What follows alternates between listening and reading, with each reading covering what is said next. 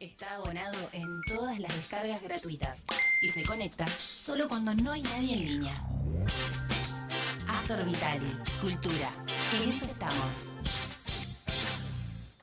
Se van a llevar adelante las quintas jornadas de derechos culturales, cultura y catástrofe, resiliencia y recuperación de los derechos culturales desde Bahía Blanca.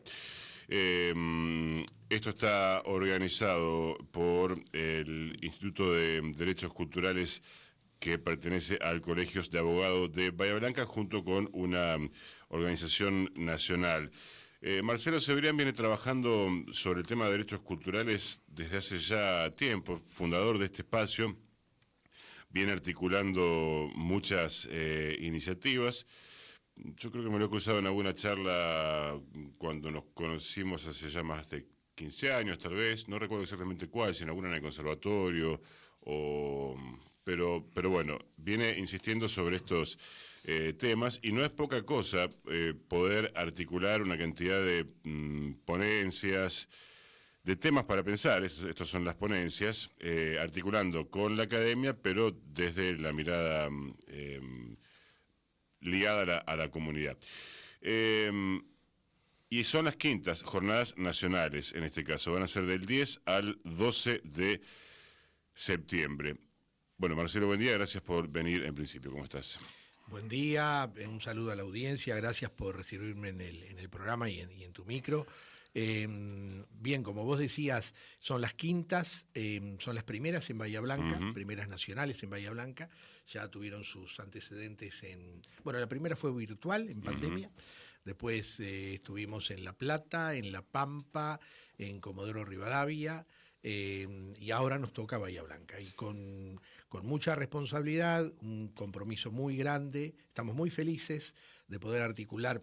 Bueno, cuando vos ves el programa, y bien lo decías, no solo encontrás cuestiones vinculadas a lo más estrictamente académico, sino también a lo sociocomunitario. Digamos, para nosotros es fundamental pensar la cultura en clave de derechos, y cuando pensamos la cultura en clave de derechos, no se reduce solamente a esta idea que durante muchos años pululó en este concepto ya gracias a Dios superado, que se vinculaba solamente a la cultura con el arte y a los derechos culturales con los derechos de los artistas.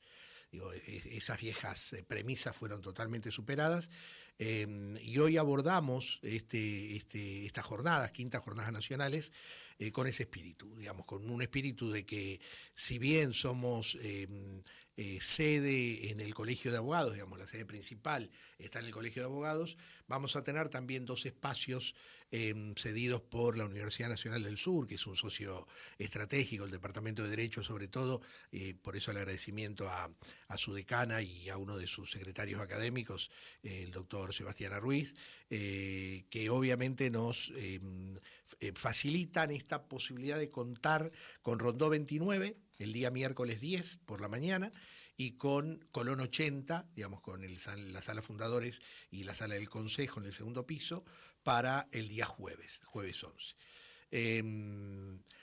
Obviamente un complejo y una diversidad muy grande en lo que hace a referencias de personas que vienen de distintos lugares del país, sobre todo varios integrantes y personas vinculadas con el grupo de estudios sobre derechos culturales de Argentina. Que es la otra entidad que organiza el exactamente, encuentro. de la que bueno, tengo el alto honor de formar parte, porque son realmente personas, digamos, de una trayectoria muy, muy grande y de un prestigio que se han ganado al cabo de muchos años. Pero decía, esa variedad se va de alguna manera a alimentar con todo lo que tiene que ver con la presencia de gente de Bahía Blanca y de la zona. Antes de ir a las mesas, que son varias, y entiendo que cada mesa expresa en rigor líneas que ustedes han definido de por dónde trabajar, qué priorizar este año, como lo vienen haciendo previamente. Para hablar sobre algo firme o más o menos firme, decías a qué no hace referencia el término de derechos culturales hoy desde tu perspectiva. ¿A qué sí hace referencia? ¿De qué hablamos cuando hablamos de derechos culturales? Mira, hablar de derechos culturales hoy es algo que va de la mano indefectiblemente de la concepción que tengas de cultura. Ujú. Durante mucho tiempo, como decía antes, se asoció a la cultura con algo que estaba simplemente, que estaba en manos, digamos, de las élites, ¿sí? Obviamente pasaron muchos años hasta ese entendimiento en donde el sector más vinculado al artistado lo tomó como una bandera propia y está muy bien, porque los derechos culturales también incluyen los derechos de los artistas, pero no son exclusivamente de los artistas. Cuando vos ampliás el concepto de cultura y empezás a darle una visión, que es con la que nosotros trabajamos desde siempre en nuestro instituto, que es una visión socioantropológica, todo se amplía. Mirá, a mí me toca hacer, a partir de un proyecto del que formo parte, me toca ir a las escuelas y siempre suelo hacer una especie de juego con los chicos y les digo, acá tengo la llave de un vehículo 0 kilómetro, si alguno ubica una acción humana que no cuadre dentro de esta lógica. Nosotros entendemos la cultura, y así como dice Taylor, que es lo ordinario, ¿sí? Miller después lo replica también, que es lo cotidiano. Cuando digo ordinario no me refiero al Sí. término peyorativo, me refiero a lo común, a lo corriente, a lo que tenemos a mano todos los días. Y la concepción de cultura que trabajamos es aquello que los hombres y las comunidades deciden cómo van a vivir, cómo van a transformar, cómo van a crear y cómo van a relacionarse. Entonces, el juego que yo suelo hacer es, traten de ubicar una acción humana que no cuadre dentro de estos 4 conceptos: vivir, transformar, crear y relacionarse. Y es muy difícil. ¿Esto qué quiere decir? ¿Que todo es cultura y a partir de eso? No vamos a caer, digamos, en ese pozo. Pero si todo fuera cultura es imposible de Claro, pensar, de legislar, claro. de mencionar. Y por eso está muy bien que, por ejemplo, ha llevado a la punta toda la legislación que tiene que ver con el arte, ¿sí? Pero hay cuestiones que hoy, por ejemplo, me tocó participar hace poco en unas jornadas de hábitat que generó la provincia de Buenos Aires en UPSO, y ya los derechos culturales están presentes allí. Ya hay una mirada de que si pensamos en el hábitat solo como la casa y el lugar donde una persona va a vivir y su entorno, pero no tenemos en cuenta lo cultural, vamos a cometer un tremendo error. Y esos conceptos comienzan a penetrar otros espacios que no estaban ni siquiera teniendo en vista los derechos culturales. Entonces, yo sé que es difícil definir por la negativa, pero insisto, Sí. lo primero que debemos plantear es que los derechos culturales son aquellos precisamente que se relacionan con la forma en que las personas y las comunidades van a decidir cómo vivir, cómo transformar su comunidad, cómo relacionarse y cómo crear, ¿sí? Uno de los problemas que hay en este país es su dirigencia política, su dirigencia empresarial, su dirigencia social, o mejor dicho, la mediocridad en la formación de muchos aspectos, entre ellos este. En muchas oportunidades, en otros roles que no son el periodístico que desempeñé hace algunos años, había por lo menos 3 o 4 encuentros con concejales que eran una pérdida de tiempo en términos de actualización, de, por ejemplo, ponerlos al tanto de algo que se llama Constitución Nacional, por ejemplo. Y esto es lo digo para preguntarte, ¿qué pasó en 1994 en relación a los derechos culturales? Y si no habría una obligación por parte de funcionarios públicos de tener que conocerlos. No hay ninguna duda en relación a eso, Astor. Vos fíjate lo siguiente, a ver, ¿qué pasó en el 94? Nada más y nada menos que fue la posibilidad de incorporar lo que fueron tratados 11, que menciona el artículo 75, inciso 22, que son 11 tratados internacionales que le dan cuerpo, le dan lo que en derecho llamamos el corpus a la materia. Allí tenemos desde la Declaración Universal de los Derechos Humanos hasta el Pacto Internacional de Derechos Humanos, el Tratado de No Discriminación, los tratados contra, que protegen a la mujer, aparte también del maltrato, todo lo que tiene que ver con la Convención de los Derechos del Niño, niñas y adolescentes.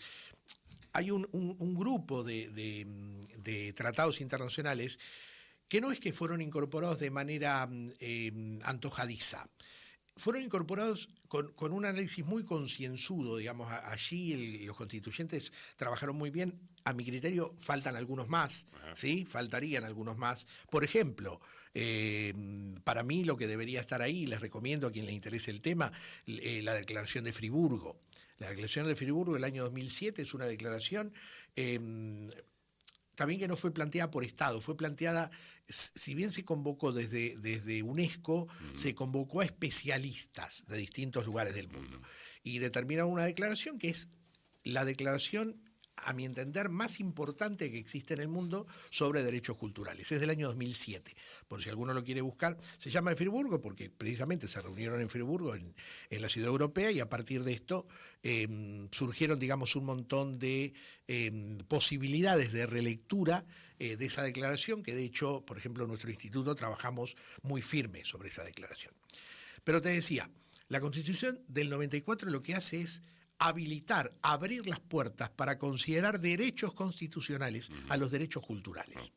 Estos derechos no solo están contenidos en ese artículo, sino que también se amplían. De hecho, una de las presentaciones que viene a Bahía Blanca de una persona que es especialista en patrimonio, viene con una cuestión, ya me anticipó, dice, va a ser bastante disruptivo lo que llevó, y que tiene que ver con un reconocimiento bastante firme sobre, nosotros ya lo teníamos, digamos, incorporado casi en la nomenclatura, pero ahora ella viene con una cuestión, insisto, muy fundada y muy estudiada y muy trabajada sobre el patrimonio natural.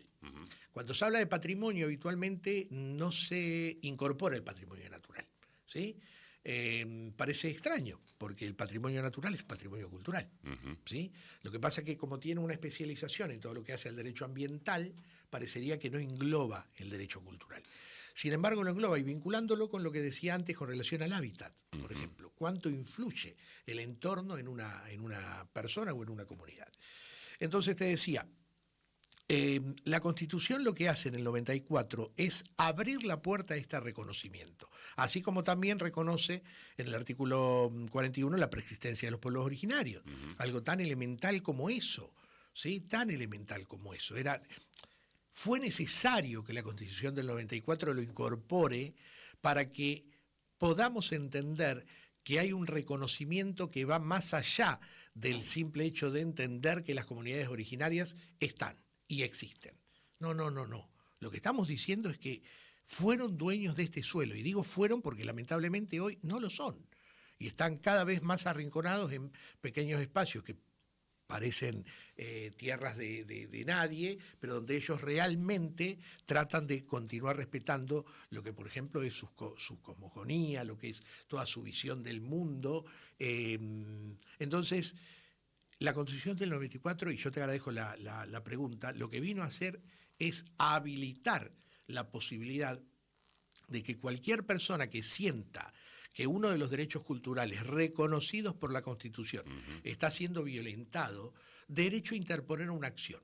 Luego lo que falta, yo tengo escrito en el año 2013 un trabajo donde planteaba precisamente la distancia que hay entre el reconocimiento del derecho y el ejercicio. Sí. Digo, y ahí hay una enorme distancia. Lo primero que tenemos es que no tenemos abogados especialistas en derechos culturales. Y lo segundo es que no tenemos jueces preparados para resolver en derechos culturales, ¿sí? Claro. A mí aquí en Bahía Blanca, pongo un ejemplo a nivel profesional, un planteo sobre lo que tenía que ver con discriminación, ¿sí? Y los conceptos de discriminación que se consideraban tenían que ver con cuestiones vinculadas con lo laboral. No, pero vayamos al fondo de la cuestión de la discriminación. Digo, hay otros fundamentos y que tienen que ver con lo estrictamente cultural y con la visión que tenemos de lo que es la concepción amplia de discriminación, pero vuelvo, no están nuestros jueces lamentablemente preparados para que eso para poder, por ejemplo, interponer una acción y tener la absoluta tranquilidad, no digo que va a salir favorable, pero al menos que los jueces, la judicatura en general a nivel nacional, esté preparada para resolver cuestiones de este tipo. Bueno, yo decía la dirigencia empresarial y política, también la judicial, sumamos. Tiendo a pensar que cuando se habla mucho de un derecho, esto implica que no se ejerce, y cuando se ejerce no se habla, se lo toma como algo natural. Y si fuera por derechos y nuestra Constitución, aunque liberal y amparada en la propiedad y demás, la vida de un argentino o de una argentina debería ser absolutamente feliz, bajo techo, alimentación, educación, salud, cultura, etcétera. Para acotar la cuestión, te quiero preguntar, ya que venís trabajando tanto en difundirlos, ¿cuánto de todo esto que a veces se declama y a veces algunos lo utilizan incluso para campaña, bueno, a nivel local ha pasado mucho, sacarse fotos con artistas, sobre todo, aunque está ligado a la otra visión, pero ocurre, ¿cuánto se declama y cuánto se ejercen los derechos o hay posibilidad de ejercerlos? Y si querés te lo pido o te lo planteo con algún ejemplo que podríamos, o que te pido que si podrías pensar en el sentido de, así como uno sabe a dónde ir a ejercer un derecho X, por ejemplo, lo echan del trabajo sin causa y va... Sí. ¿Qué pasa con mi derecho cultural? ¿Dónde los ejerzo?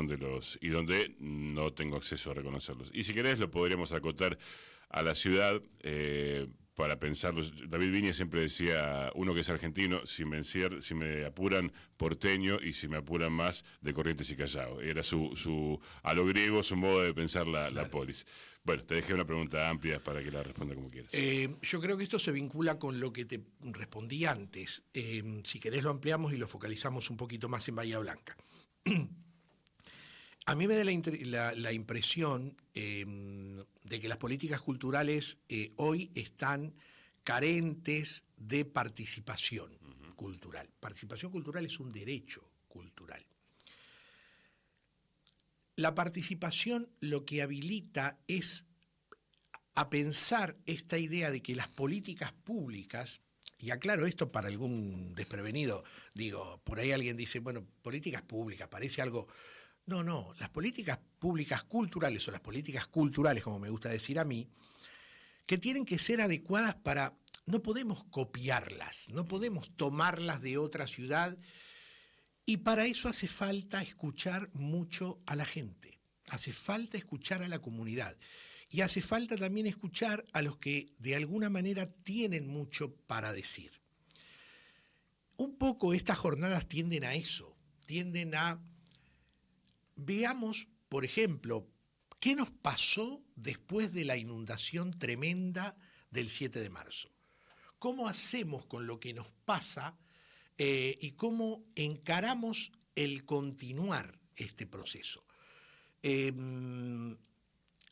no sé si es la solución, pero yo creo que precisamente lo que está faltando, como te digo, es más participación, más diálogo, más escucha, y menos tomar programas que muchas veces vienen como enlatados o que han funcionado en otros lugares.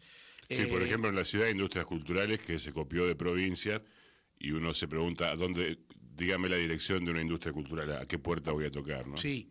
A ver, si bien el Instituto Cultural tiene su especie de división de industria cultural, ahí también tenemos otro foco de conflicto. Bueno, yo creo que vos lo vas a plantear por lo que vi el título de tu presentación, creo que tu presentación va por ahí y no tiene, antes que nada le comentamos a la gente que Astor está invitado a formar parte de una de las mesas que para mí es muy importante, es una de las mesas que vincula precisamente comunicación y cultura, ¿sí? Es una mesa, insisto, que hoy por hoy, ¿sí? En esta denominada batalla cultural, todo lo que tiene que ver con los medios juega un papel fundamental. Pero volviendo un poco a la pregunta y al tema de industrias culturales, lo que nosotros venimos planteando precisamente es que hoy las industrias culturales están llevando puestas cualquier política cultural que intente expandir la concepción.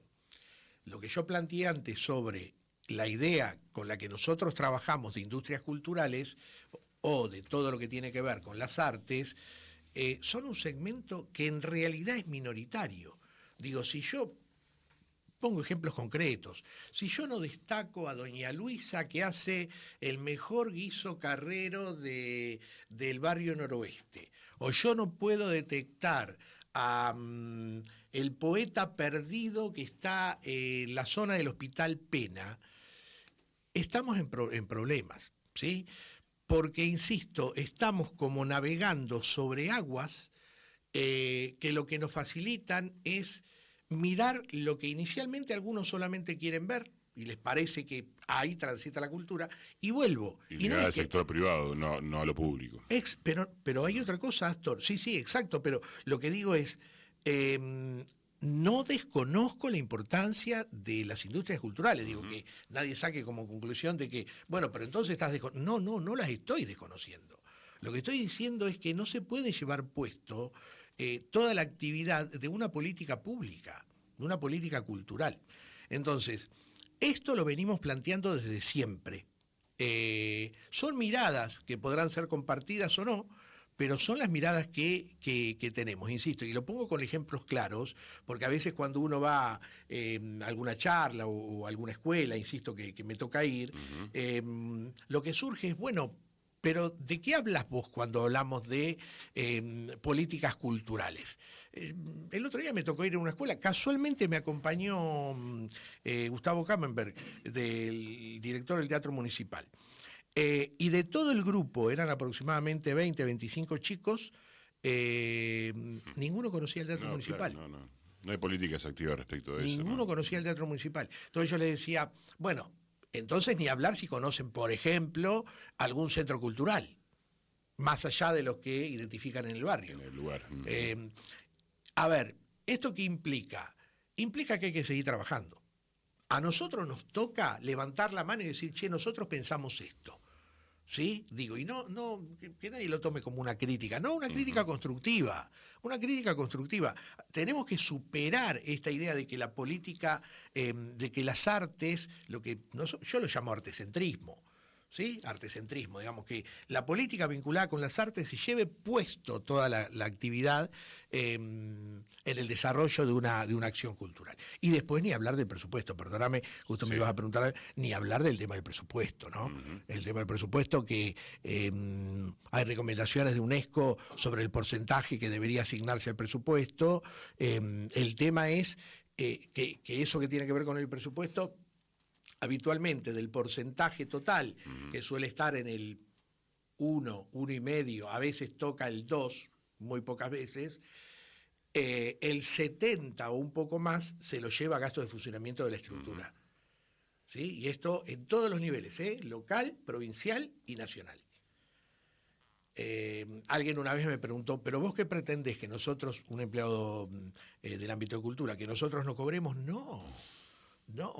Lo que nosotros proponemos es que no podemos hablar de presupuesto cultural, decir que este es el presupuesto cuando el 70, 75, o quizá un poquito menos, se lo lleva el funcionamiento de la estructura. Hablemos claramente, digamos, el presupuesto en todo caso será esto, porque con esto, si bien estamos manteniendo una estructura, no estamos llevando adelante acción cultural. Sí, además de ese porcentaje por fuera de lo que son gastos administrativos, figuran cosas que son también especulaciones, porque figura Ordenanza de Solidaridad Cultural, Fondo Municipal de las Artes, que se supone que van a recaudar, poner un número estimativo, es decir, no es dinero inyectado directamente a través de una fuente de financiación explícita. Estamos hablando con Marcelo Cebrián en últimos minutos de esta entrevista que dedicamos en principio para tratar de meternos conceptualmente en alguno de estos temas, y ahora nos vamos a referir, o se va a referir Marcelo, a este encuentro en concreto, estas jornadas nacionales en concreto, que van a ser 10, 11 y 12, y que las actividades son muchas, con lo cual en términos radiofónicos sería muy engorroso decir cada una, pero sí te puedo preguntar que es la metodología que entiendo que ustedes utilizan, ¿qué temas han decidido priorizar de los cuales se desprenden cada una de las mesas, ¿no? Los temas son tan variados, en realidad lo que nosotros hicimos cuando comenzamos, debo admitir algo, inicialmente habíamos pensado en las mesas que se van a desarrollar en el propio colegio. Iban a ser 6 mesas, 2 cada día, con referentes, con personas, digamos, que tienen cosas para decir, quizá desde el punto de vista más académico. Aclaro, esas mesas tienen quizá una visión más técnica. Por ejemplo, las 2 del día miércoles es la mesa sobre institucionalidad cultural con perspectiva jurídica, gobernanza, políticas culturales, financiamiento de la cultura en el contexto actual, desafíos y perspectivas. Digamos, es una mesa con muchas cosas para decir seguramente o para debatir. Y la segunda mesa que se da ese mismo día, a las 16:30, es la mesa sobre un tema muy actual, que es transformación digital y derechos. Creación en la era de la inteligencia artificial, los desafíos entre la democratización y la vigilancia. Esos temas eran temas que no podían faltar en estas jornadas nacionales, porque tienen un peso específico tal. Luego, al otro día, y hablando ya de las mesas y siguiendo con las mesas de exposición, en la que vas a participar, Astor, es la mesa del día jueves a las 15 horas, que es la mesa denominada Cultura, Derechos y Comunicación, Regulación, Participación y Desafíos Contemporáneos. ¿Sí? Es una mesa que para nosotros es vital, porque, insisto, allí seguramente se va a poner en emergente lo que está ocurriendo hoy con la comunicación, ¿sí? O no sé, porque obviamente cada uno de los expositores es libre de llevar su tema. Dígame por dónde ir, no me dejen con tanta libertad. No, por favor, al contrario. Y la segunda mesa de ese mismo día es Cultura y Derecho Penal, Libertad de Expresión Cultural, Censura, Violencias y Criminalización del Arte. ¿Sí? Ahí, por ejemplo, digo como perlita, uno de los expositores, que es el doctor Carlos Silva de Rosario, viene con una experiencia. Rosario acaba de aprobar hace muy poquito una ordenanza sobre espacios culturales independientes y están transitando por la misma situación que ocurrió en Bahía Blanca con relación a las denominadas molestias en los vecinos sobre el ejercicio de un derecho a la expresión. ¿Sí? Entonces viene a traer esa visión desde un punto de vista. El paradigma de nuestra memoria es la Feria de la Cultura, claro, alguna denuncia de un vecino, claro, o de algún edificio, y por eso, con ese argumento Margo la desarma, ¿no? Exactamente. Y bueno, y de nuestra parte, haciéndonos cargo, no haber hecho la fuerza suficiente para que eso no sea así. Sí, claro. En todo caso, en el siempre ejercicio. La fuerza de uno es inversamente proporcional a la resistencia de otro. Claro, no hay ninguna duda. Bueno, y las 2 mesas del último día, por la tarde, a las 15 horas, es la mesa de Educación, Creación y Formación como derechos cardinales de acceso y participación en la vida cultural. Y a las 16:30, la mesa sobre Sostenibilidad Cultural y Ambiental, Derechos y Territorio.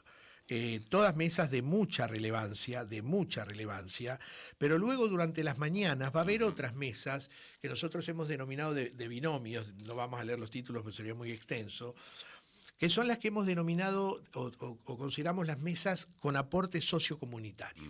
Por ejemplo, vamos a tener una de las mesas que va a plantear derechos e incidencia política, y vamos a tener a todas las personas que en Bahía Blanca, o gran parte de ellas, que han logrado sostener, primero luchar por conseguir una determinada ordenanza y luego sostenerla, como por ejemplo es el caso del Consejo Consultivo Cultural, como por ejemplo es el caso de Mariela Lala Olivera, que nos va a plantear cómo alcanzó el objetivo de tener una ordenanza que prevea lo del espacio del paseo de las esculturas, del paseo de las estatuas vivientes, para que tenga un evento anual sobre eso.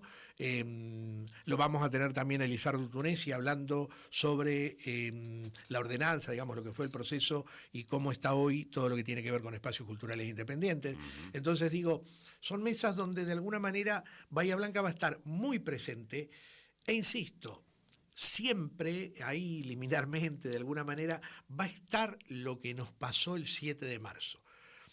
Fíjense que una de las bajadas que nosotros hacemos es esto de abordando con esperanza, de manera esperanzada, el trauma colectivo tras la inundación. ¿Sí? Digamos, la idea es precisamente plantear que una crisis tal como la que nos planteó el 7 de marzo nos ayude a reinventarnos, a repensarnos, ¿sí? Y hacerlo desde la cultura y desde los derechos. Así que ese es el objetivo y bueno, y yo obviamente te agradezco muchísimo, Astor, que tengamos estos minutos para charlarlo, porque obviamente creo que es interesante que la gente pueda participar. La inscripción es gratuita, ¿sí? En nuestras redes van a encontrar no solo el programa completo, un link con el programa completo al que pueden acceder sin inconveniente, sino también el formulario de inscripción. Solamente en caso de que se requiera certificado oficial del Colegio de Abogados, que no lo emitimos nosotros, lo emite el colegio, va a tener un costo, pero insisto, la participación es libre y gratuita. La gente puede ir, obviamente lo ideal es que se inscriban, porque así le podemos dar la identificación con la que podemos ubicar a los participantes. Así que no hay excusas para no participar, ¿sí? Marcelo, gracias por venir, y antes de cerrar tengo una que es más...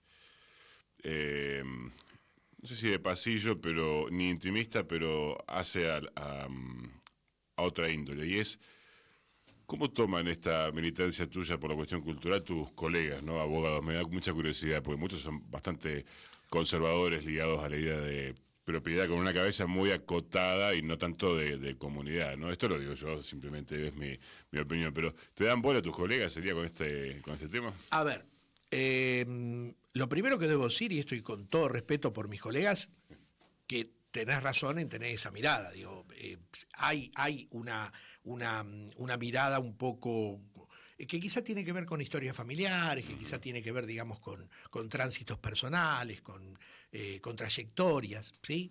Yo soy de barrio. A los 7 años empecé a bailar en una peña folclórica en el Club Tiro Federal. Mis padres estaban vinculados... una cuestión rara. Mi papá era militar, pero sin embargo había fundado un club y sin embargo estuvo en el 76, igualmente se fue de la Marina donde estaba, porque hubo cosas que no le gustaron y decidió irse con 41 años. ¿Sí? Pero mi padre y mi madre fueron personas muy de accionar. Mamá era enfermera, era la enfermera del barrio. Entonces tuvieron la posibilidad, digamos, de poder ayudar, de poder tener siempre una mirada solidaria, de poder tener siempre una mano tendida. Insisto, mi padre no solo fue directivo de Tiro Federal, pasó por todas las comisiones, hasta la comisión directiva. Alguna vez fue candidato a presidente del club, pero bueno, una persona muy exigente, muy trabajadora, pero muy exigente. Yo me formé en ese mundo. Insisto, digo, yo soy respetuoso de la trayectoria de los demás. Lo que sí voy a decir que el colegio a nosotros nos está conteniendo, nosotros funcionamos allí. Vos me preguntás concretamente por los colegas. Y tenemos de todo. Tenemos gente que nos apoya, tenemos gente que cree que lo nuestro es... No hinche con esto, ¿sí? El derecho civil es más importante, el derecho comercial, el derecho laboral.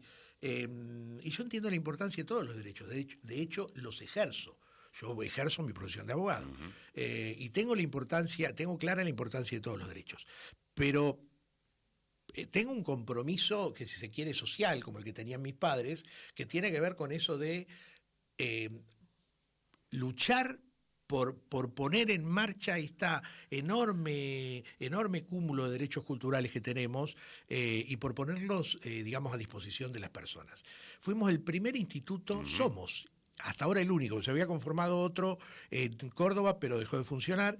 El primer instituto de derechos culturales conformado en el seno de un colegio de abogados en el año 2011. Fuimos el primero. Estamos a punto de cumplir, ya lo cumplimos, 14 años. Son 14 años, digamos, de mucha lucha, de mucho trabajo, de mucha formación, pero no... digamos, nada nos detiene, digo, con ayuda, sin ayuda, con asistencia, sin asistencia, con reconocimiento, sin reconocimiento, agachamos la cabeza y le metemos para adelante, siempre con la escucha de lo que pasa alrededor, ¿Por qué? Por esta visión que digo que tenemos de la cultura. Digamos, no podríamos simplemente pensar, vamos, no, siempre con la escucha abierta, y tenemos la suerte en el instituto, por eso un saludo a todos los colegas que conforman el instituto, de que todos de alguna manera tenemos también distintas experiencias y distintos vínculos. Y de alguna manera ahí también vamos teniendo mucha data de ideas, de formas de creer en esta concepción de cultura más amplia, menos amplia. Es un desafío. Es un desafío. Yo te agradezco también esta pregunta vinculada más con esto, porque insisto. Con la profesión liberal. Lo hacemos, profesión, claro, profesión liberal, pero bueno, insisto, en un trabajo que yo considero tan o más comunitario que el que suele desarrollarse quizá en un espacio que hoy está teniendo otras prioridades, si uno lo entiende, digo, los espacios donde hoy está faltando que les llegue un bolsón de comida, o que les está faltando una asistencia porque no pueden pagar la luz, o un club de barrio que no puede pagar el gas, claro que es importante, sí, pero como dijimos antes, el derecho constitucional al derecho cultural está, y tenemos que trabajar para difundirlo para poder ejercerlos. Gracias por venir. No, gracias a vos. Marcelo Cebrián presentó las quintas Jornadas Nacionales de Derechos Culturales que se van a llevar a cabo los días 10, 11 y 12 de septiembre en Bahía Blanca, en diferentes sedes. Pueden consultarlo en las redes sociales del Instituto.